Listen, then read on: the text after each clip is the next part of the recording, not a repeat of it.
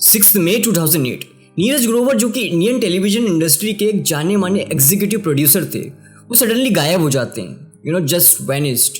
नीरज ग्रोवर अंधेरी के 7 बंगलोज में अपने फ्रेंड्स के साथ फ्लैट शेयर करके रहते थे। वो एक रात अपने फ्रेंड्स के साथ डिनर कर रहे थे, तभी मारिया सुसेराज, उनकी फ्रेंड का उनके पास कॉल आता है। वो कहती है कि मैं अपना फ्लैट चेंज कर रही हूँ, प्लीज़ आके मेरी हेल्प कर दो। तो नीरज बोलता है मैं काफ़ी बिजी हूँ, पर काफ़ी रिक्वेस्ट करने के बाद नीरज अग्री करता है एंड चले जाता है उसके फ्लैट पर उसकी हेल्प करने के लिए। And since then he went missing. So hi guys, welcome to FRK archives. आज हम बात करने वाले हैं नीरज ग्रोवर केस की। Neeraj Grover Indian television industry के एग्जीक्यूटिव प्रोड्यूसर थे, जिन्होंने काफ़ी बड़े बड़े शोज़ किए, जैसे क्या पांचवी पास से तेज़ हैं, जो कि SRK का शो था, वो उन्होंने प्रोड्यूस किया था। उसके अलावा उसकी सक्सेस के बाद उन्हें काफ़ी शोज़ ऑफर हुए। उसके बाद उन्होंने एक सीरियल भी किया जिसमें वो ऑडिशंस का काम भी संभाल रहे थे। तभी ऑडिशंस के दौरान उनकी मुलाकात मारिया सुसेराज से होती, जो कि साउथ की एक एक्ट्रेस थी और वो मुंबई आती हैं अपने बॉलीवुड में अपने कदम जमाने के लिए। तो ऑडिशंस में नीरज की मुलाकात मारिया से होती है। वो उसे काफ़ी ट्राई करते हैं सीरियल में रोल दिलाने के लिए, बट लैंग्वेज इश्यूज़ की वजह से उन्हें वो शो नहीं मिल पाता है। पर हाँ, वो काफ़ी हेल्प करता है कंटिन्यू उसे दूसरी जगह ऑडिशंस देने के लिए, काम दिलवाने के लिए। इसी तरह उनकी फ्रेंडशिप हो जाती है। Neeraj seems to be a sweet guy, right? So he was basically very friendly with girls. Even Ekta Kapoor, जो उनकी फॉर्मर एम्प्लॉय थी, उन्होंने कहा था कि वो काफ़ी ज़्यादा फ्रेंडली था एंड इनफैक्ट वो बहुत डेंजरस गेम्स प्ले करता था, जिसकी वजह से वो काफ़ी प्रॉब्लम में पड़ सकता था। सो अकॉर्डिंग टू हर, अपने 5 साल के करियर में उनके काफ़ी फीमेल फ्रेंड्स के साथ रिलेशनशिप्स रहे। So let's get back to Maria story, जो कि कर्नाटका से आई थी अपना करियर बॉलीवुड में बनाने के लिए। एंड उनका एक बॉयफ्रेंड भी था, एमिल जेरोम मैथ्यू, जो कि एक नेवल ऑफिसर था। He was from Mysore. So Matthew काफ़ी टैलेंटेड था, काफ़ी गुड लुकिंग था and he was an bright naval officer. And high school के दिनों से ही दोनों एक दूसरे को डेट कर रहे थे, मारिया एंड मैथ्यू। इनफैक्ट वो इतने ज़्यादा सीरियस थे कि वो लोग शादी भी करने वाले थे। एंड जब मैथ्यू को पता पड़ा कि एक नीरज नाम का बंदा है जो काफ़ी उसकी गर्लफ्रेंड को हेल्प कर रहा है चीज़ों में, तो उसे काफ़ी फिशी लगा। उसने मारिया से क्लियरली कहा कि इससे डिस्टेंस बनाए रखो, इससे कम मिला करो, और उसे पसंद नहीं था बिल्कुल। He was not comfortable with Neeraj. In fact Maria starting के दिनों में काफ़ी दिनों तक नीरज के फ्लैट पर भी रुकी। तो ऑब्वियसली मैथ्यू को इनसिक्योर फील होता था। एंड हो गई, वो एक दूसरे शहर में है, उसकी गर्लफ्रेंड मुंबई जैसे शहर में है एंड एक लड़का उससे कुछ ज़्यादा ही फेवर्स कर रहा है, तो कोई भी इंसान होगा वो इनसिक्योर ज़रूर फील करेगा। सो कमिंग बैक टू 6 मई 2008, जब मारिया की हेल्प करने नीरज उसके फ्लैट पर गया था, तब से ही वेंट मिसिंग। दूसरे दिन उसकी कोई ऑफिस में खबर नहीं थी, उसके फ्लैट के फ्रेंड्स की भी कोई खबर नहीं थी उसकी। सो दे गॉट वरिड, क्योंकि नीरज फ़ोन भी पिक नहीं कर रहा था, उसकी कोई पता भी नहीं था, कोई खबर नहीं थी। एंड नीरज रोज़ उसकी मदर से कॉल पे बात किया करता था बिना मिस किए। तो उस रात भी उसने कोई फ़ोन कॉल अपनी मदर को नहीं किया था। इनफैक्ट मदर भी उसको काफ़ी कॉल्स कर रही थी, तो उसने रिसीव नहीं किया था। एंड 7 मई को भी उसकी कोई बातचीत मदर से नहीं हुई थी, तो उसकी मदर भी शी गॉट वरिड।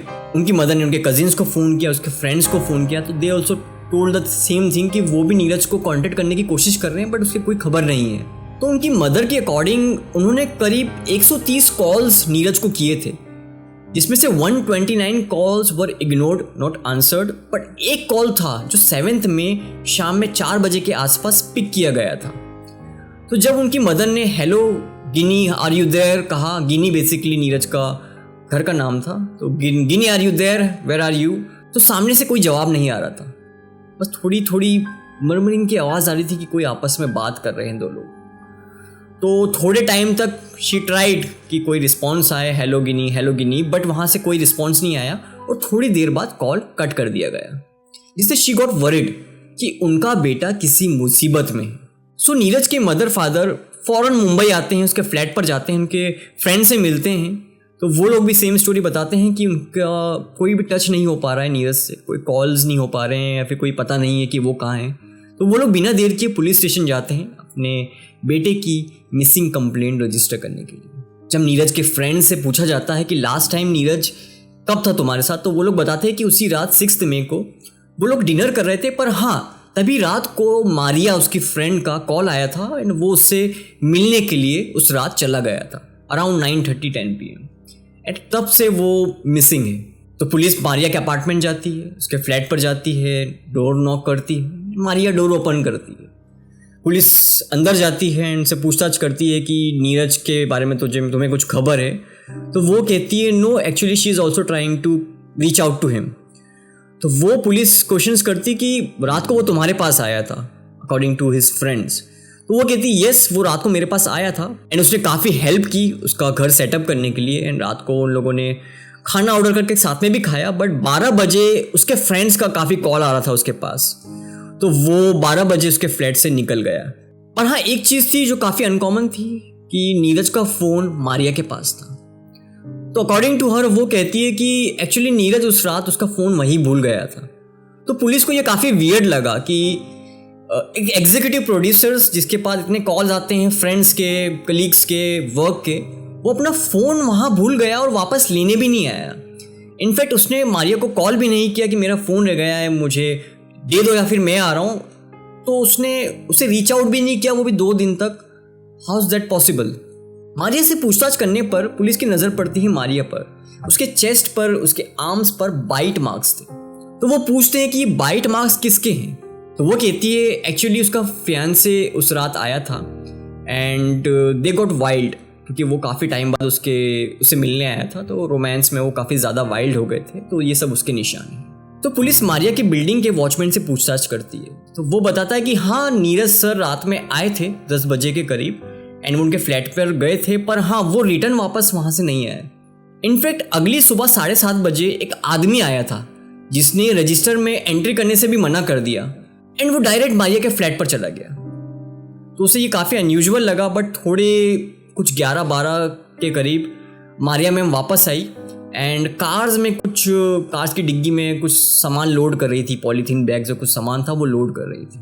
काफ़ी हद तक पुलिस की मेन सस्पेक्ट मारिया बन चुकी थी, क्योंकि काफ़ी चीज़ें थी जो अनक्लियर थी, मोबाइल फ़ोन, वॉचमैन का ये कन्फेशन। तो पुलिस मारिया और नीरज के बारे में इंफॉर्मेशन निकालना शुरू करती है।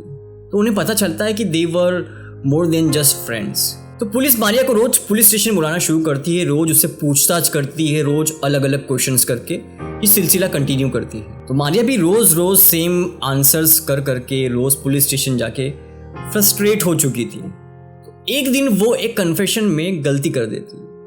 वो पुलिस को कहती है कि दूसरे दिन हम लोग शाम में 4 बजे वो उसका फियांसे टैक्सी से दादर गए थे शॉपिंग करने के लिए। पर पुलिस को एक चीज़ याद आती है कि शाम को 4 बजे 7th में जिस दिन का ये जिक्र कर रही है, उस दिन मैथ्यू का कॉल एक बार रिसीव किया गया था, जो उसकी मदर का कॉल था। तो वो लोग नीरज की कॉल डिटेल्स निकालते हैं, लोकेशन जब चेक करते हैं तो पता चलता है कि 7 मई को शाम को 4 बजे फ़ोन अंधेरी में ही रिसीव किया गया था। फिर पुलिस मारिया और मैथ्यू की कॉल डिटेल्स निकालती है, जिसमें पता चलता है कि 7 मई से 20 मई तक उन लोगों के बीच 1000 कॉल्स हुए, around 75 to 76 calls a day.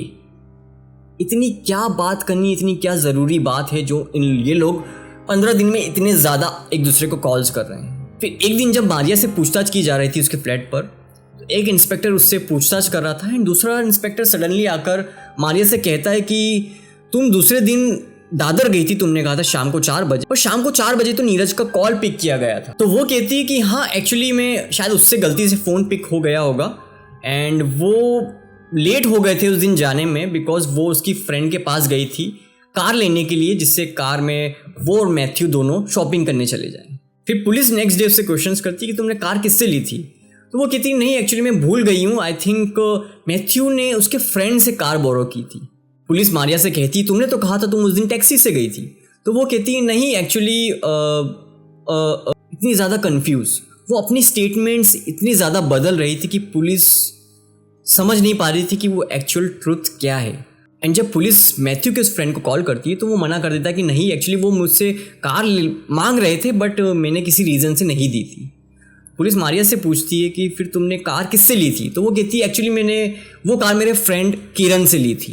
काफ़ी दिनों तक ये सिलसिला जारी रहा, बयान बदलना, ये सब कन्फेशंस। पुलिस अब पक चुकी थी, उनका दिमाग ख़राब हुआ और एक रात वो लोग मारिया को उठाकर लेके आ गए एंड पुलिस स्टेशन में उससे पूछताछ शुरू की। एंड फाइनली मारिया टूट गई और उसने कन्फेस किया कि मैथ्यू ने ही नीरज का मर्डर किया है।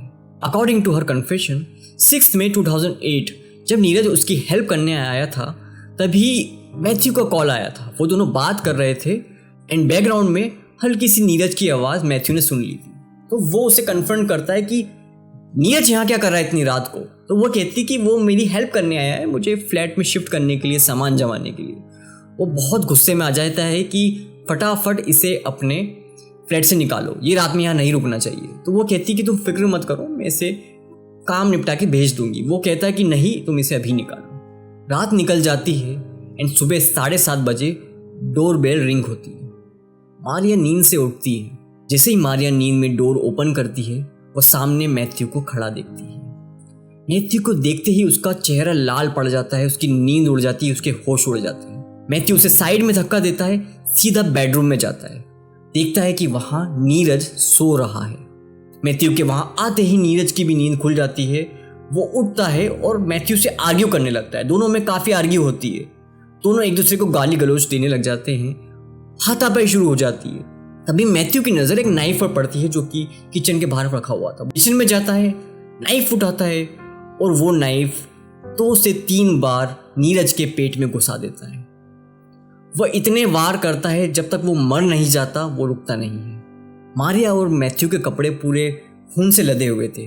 पूरे फर्श पर खून था, वॉल्स पर खून था। अकॉर्डिंग टू मारिया, उसी वक्त मैथ्यू ने डेड बॉडी के सामने मारिया के साथ किया। इन काफ़ी वायलेंटली तरीके से उसके साथ किया गया। उसी कारण उसके बाइट मार्क्स उसके चेस्ट, उसके आर्म्स पर दिख रहे थे। फिर कुछ घंटों बाद अपने कपड़े फ्लोर वॉश करने के बाद मैथ्यू मारिया को सुपर मॉल भेजता है शॉपिंग करने के लिए। वो उसे कहता है कि एक रूम फ्रेशनर, कुछ पॉलीथीन बैग्स और बड़े बड़े नाइफ्स लेकर आओ। मारिया सुपरमार्केट जाती है, वहाँ से सारा सामान लेकर आती है। सारा सामान लेकर आने के बाद मैथ्यू नीरज की लाश के छोटे छोटे टुकड़े करता है। अकॉर्डिंग टू सोर्सेस, नीरज के मैथ्यू ने 300 से ज़्यादा टुकड़े किए गए थे। उसकी डेड बॉडी को पॉलीथीन्स में लोड करके नीचे मारिया कार में उसके फ्रेंड से जो उसने कार ली थी उसकी डिक्की में लोड करती है। सारे पॉलीथीन्स लोड करते वक्त वॉचमैन ने उन्हें उसी वक्त देखा था एंड वही कन्फेस किया था कि वो कुछ पॉलीथीन बैग्स रख रही थी कार में। एंड वो लोग फिर कार को मनोर के जंगलों में ले जाते हैं। वहाँ एक विलेज के पास घने जंगल में ले जाकर वो उसकी बॉडी को डिस्पोज करते हैं, उसे आग लगाते हैं, उसकी बॉडी को जलता छोड़कर वो वहाँ से चले जाते हैं। पूरे कन्फेशन के बाद पुलिस के लिए डिफ़िकल्ट टास्क था मैथ्यू को अरेस्ट करना, because he was a naval officer. But somehow उसे अरेस्ट कर लिया जाता है और अरेस्ट करके मुंबई लेके आया जाता है। एंड जब उसे बताया जाता है कि सब कुछ हमें पता चल चुका है, मारिया ने सब कुछ बता रखा है, तो वो बिलीव नहीं करता। वो इतना ज़्यादा ट्रस्ट करता है मारिया पे कि वो कभी कुछ किसी को सच नहीं बताएगी। और जब उसे चार्जशीट दिखाई जाती है तो उसे समझ जाता है कि वह फंस चुका है। वो कन्फेस करता है कि सब कुछ ठीक है, पर मारिया झूठ बोल रही कि उसने किया और उसने इतनी बॉडीज़ को इतना कट किया, बल्कि बॉडीज़ को कट उसने मारिया के कहने पर किया था। उसकी बॉडी को ठिकाने भी मैंने मारिया के कहने पर किया था। तो इन सब के क्राइम के लिए मारिया को सिर्फ 3 साल की सज़ा हुई, बिकॉज वो मर्डर के लिए अक्यूज़ नहीं थी। एंड मैथ्यू को 10 साल की सज़ा हुई मर्डर के केस में, बिकॉज वो ऐसा प्रूव किया गया कि वो अनइंटेंशनल मर्डर था, it was not a plan murder. And उसे 3 साल अलग सज़ा हुई एविडेंस को डिस्ट्रॉय करने के लिए। इस केस को देखने के बाद हमें समझ में आता है कि गुस्सा कितनी ज़्यादा बुरी चीज़ है। ये आपकी पूरी लाइफ को डिस्ट्रॉय कर सकती है। एक 10 सेकंड 1 मिनट का गुस्सा आपकी पूरे करियर, आपकी पूरी लाइफ को डिस्ट्रॉय कर सकता है। Matthew was a decent naval officer, he was good looking, he was very good at it, काफ़ी talented guy he was. But 1 minute के एंगर ने उसकी पूरी लाइफ डिस्ट्रॉय कर दी, उसका पूरा करियर ख़त्म कर दिया। वैसे आपको बता दें, इस केस पर एक राम गोपाल वर्मा की मूवी भी बन चुकी है, not a love story. Just go watch it अगर आपने नहीं देखी है तो, काफ़ी मज़ा आएगा। So guys, that was it. I hope you like the case, I hope you like the video. Please video को लाइक कीजिए, चैनल को सब्सक्राइब कीजिए। Thanks for watching, share your love, take care.